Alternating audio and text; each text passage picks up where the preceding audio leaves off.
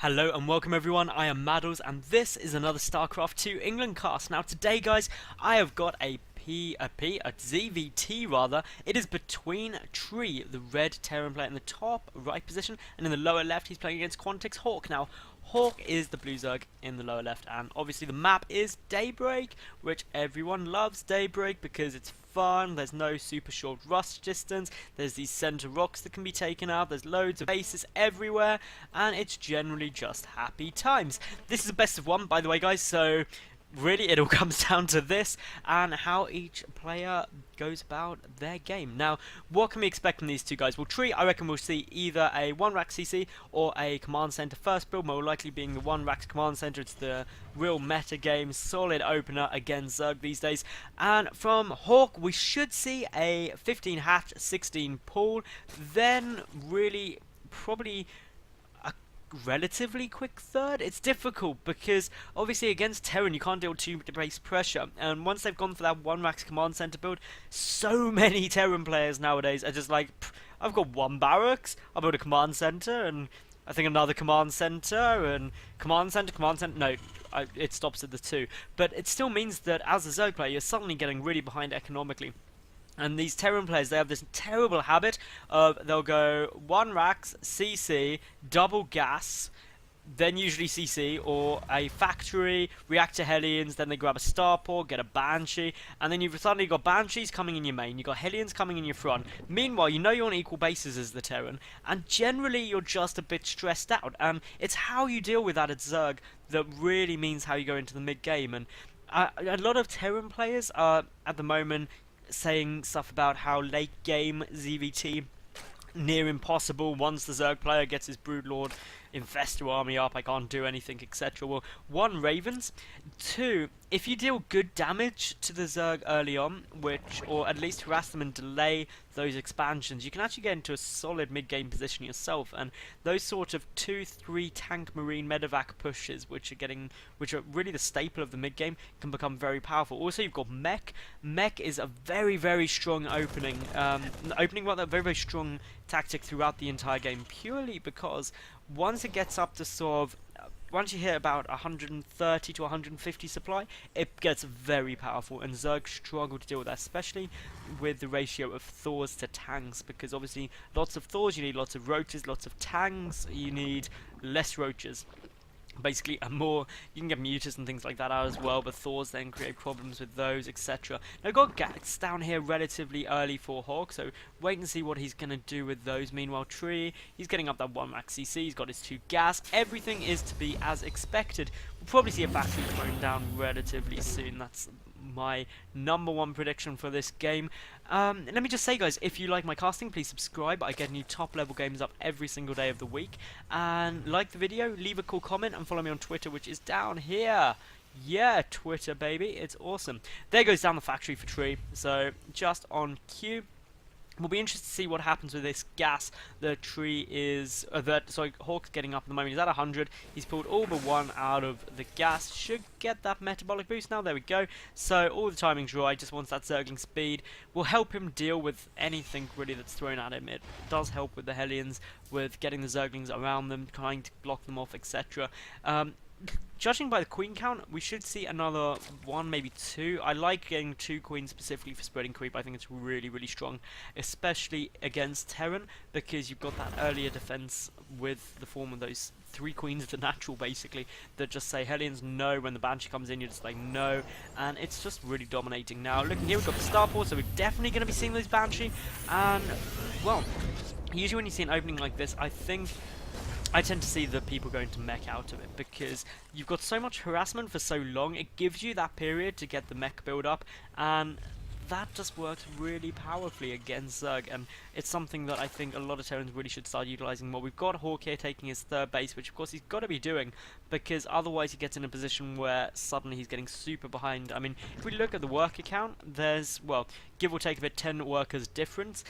That's factored in by the mules. The mules from the 2 command centers equal about 10 workers. So their economies are very equal at this point. We should see that Starport move over. It'll be interesting to see whether we see Cloak chuck down or not. The Tree does have enough money for it, and there he goes. So Cloak coming down. That makes the Banshee investment all the more solid.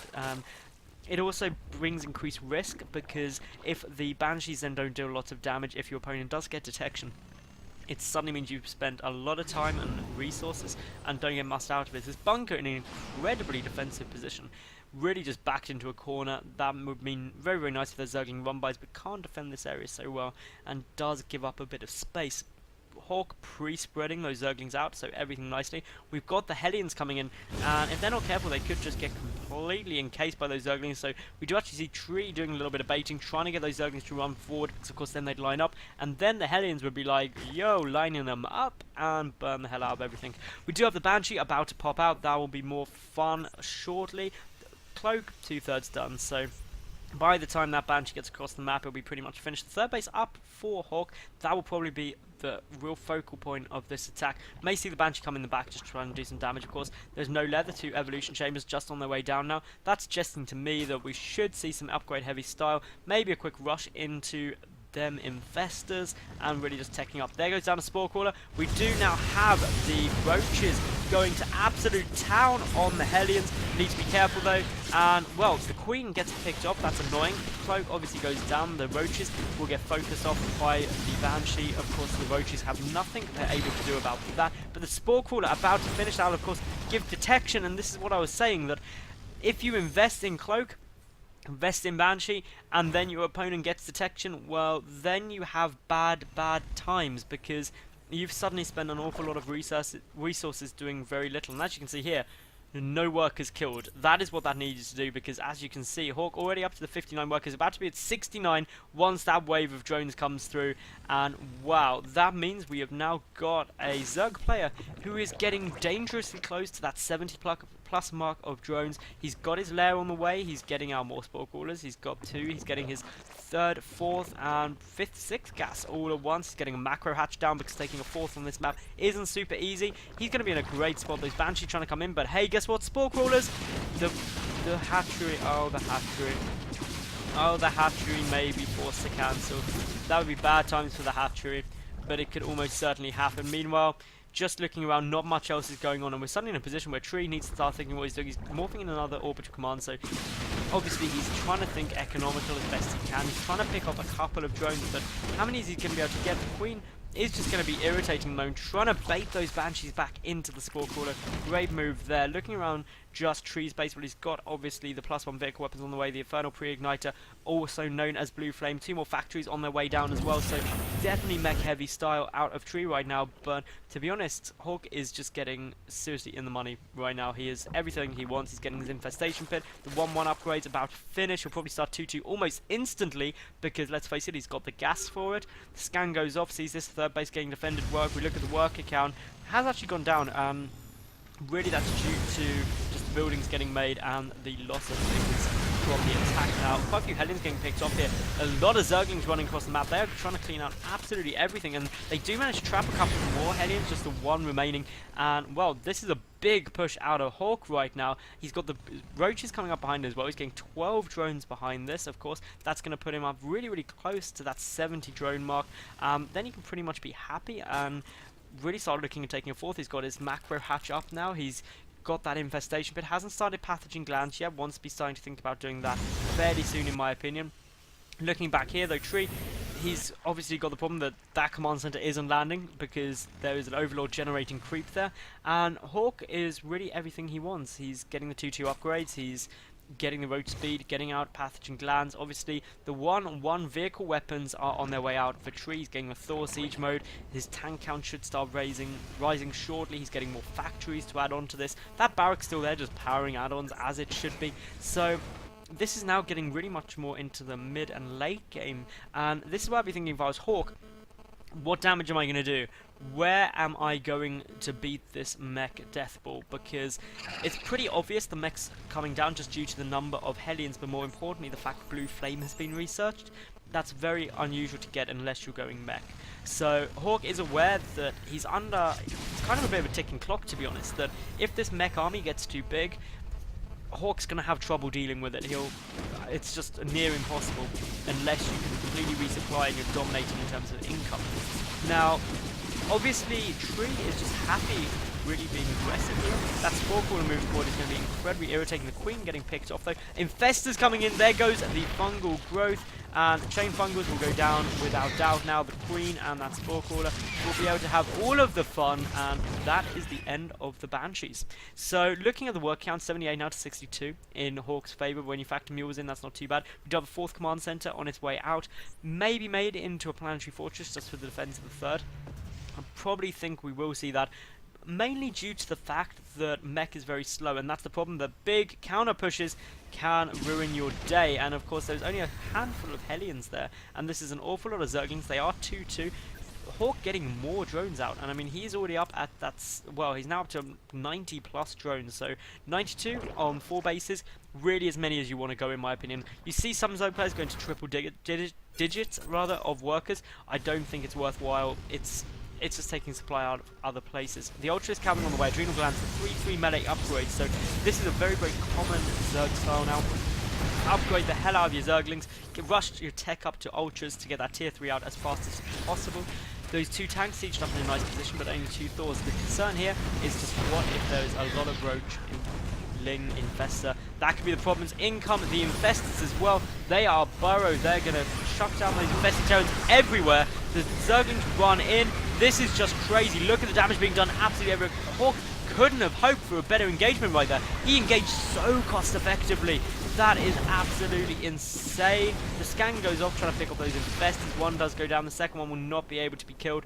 Of course, we should have the Ultras showing any second, because of course the Ultras coming in. So there's 6 Ultras on their way out. Hawk still has an awful lot of minerals. I'd be looking to try and expand. Exactly what Hawk is thinking.